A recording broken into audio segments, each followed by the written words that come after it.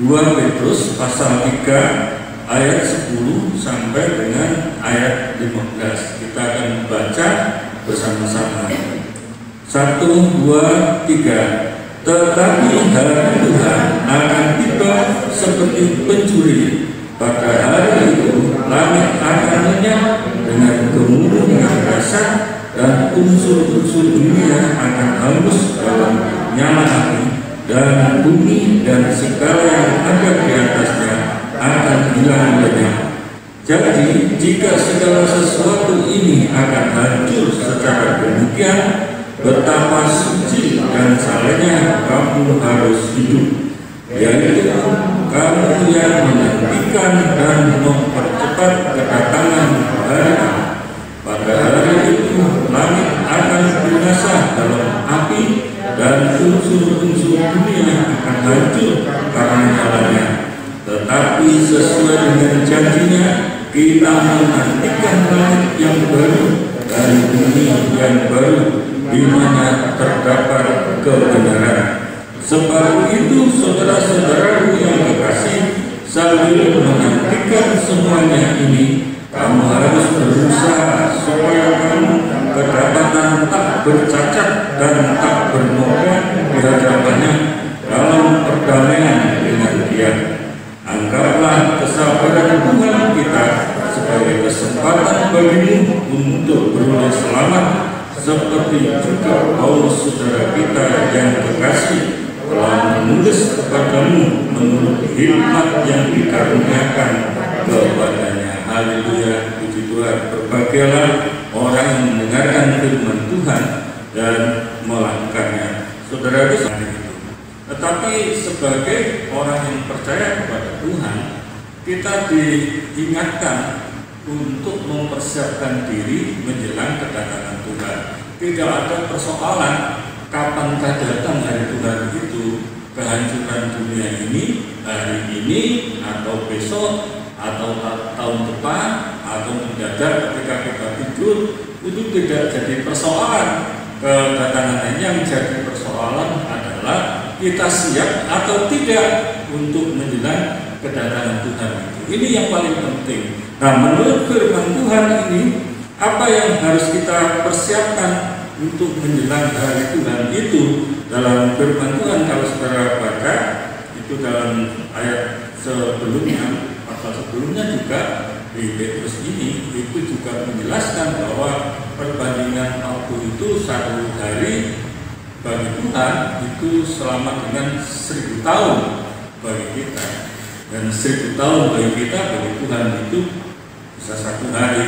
Yang artinya bahwa waktu bagi Tuhan itu tidak ada ukurannya. Hari ini ya bilang waktunya kiamat ya kiamat gitu. Bagi kita nunggu sampai 1000 tahun gitu kan. Dan itu tidak jadi persoalan. Yang bagi kita persoalannya adalah siap atau tidak siap untuk menjelang kedatangan Tuhan. Itu yang paling penting. Ya, seperti seorang tentara itu dilatih ya, dari orang biasa sipil yang hanya sekedar kekuatannya tidak seberapa, tidak punya keterampilan, tidak punya kekuatan apa-apa, ya lulusan mungkin SMP jadi pratu atau lulusan SMA gitu. Nah, tapi setelah dilatih itu bisa punya fisik yang kuat dan kemudian punya keterampilan menembak yang tidak pernah dipikirkan selama ini.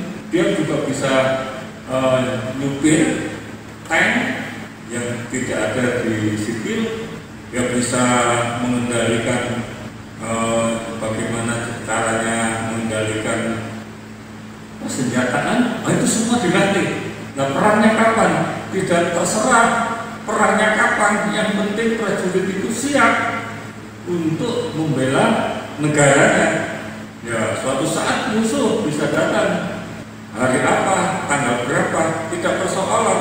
Musuh datang kapanpun, itu tentara itu sudah siap. Ya, nah demikian juga dengan kita. Ya, tidak persoalan. itu kapan datangnya hari kiamat, tapi kita harus mempersiapkan diri, yang penting itu. Nah, persiapan diri kita itu apa? Yang ayat 11 di sana disebutkan,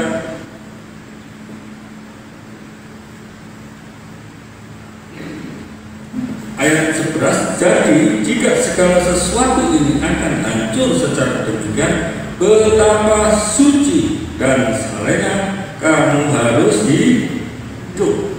Jadi saudaraku, yang dipersiapkan oleh Tuhan bukan apakah kita harus punya bunker untuk menyelamatkan diri, tidak. Ternyata untuk dapat menghadapi menjelang kedatangan Tuhan, itu satu, kita harus hidup suci atau hidup kudus di hadapan Tuhan. Yang kedua, itu harus hidup saleh.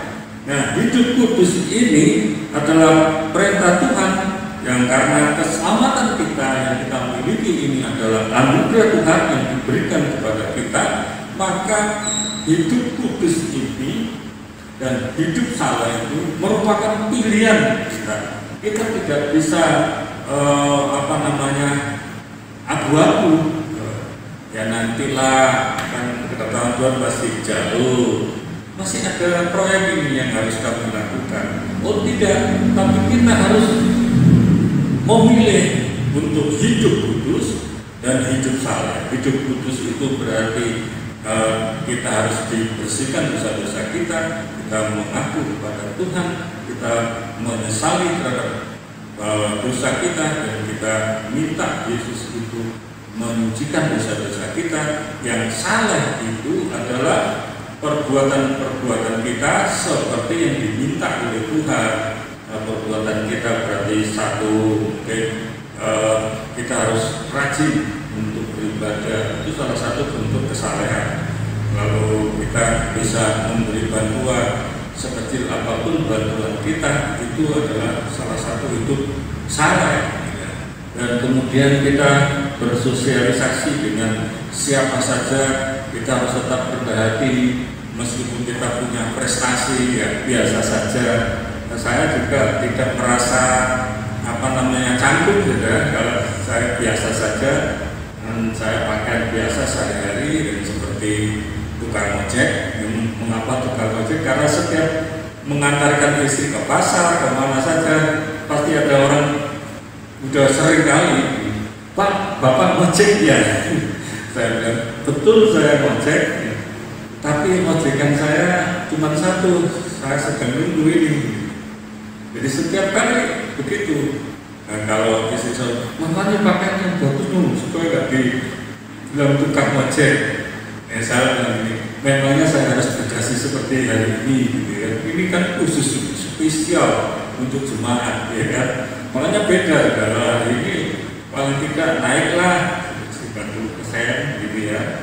Ada dasi, ada ini, supaya ada bedanya. Ini hamba Tuhan nih hari ini. Tapi begitu turun dari mimbar, sama aja dengan siapa saja. Bahkan ada teman-teman, ini memang pendeta apa enggak? Oh, kamu enggak, kalau ingin tahu pendeta hari Minggu, datang aja ke sini. Pasti saya penampilannya berbeda, ya kan? Dan bukankah manusia sudah biasa seperti itu? Manusia kan, Alkitab sendiri sudah mengatakan begitu, bahwa manusia melihat casing, melihat tampilan. Kalau tampilannya bagus, begini orang lebih. Apalagi kalau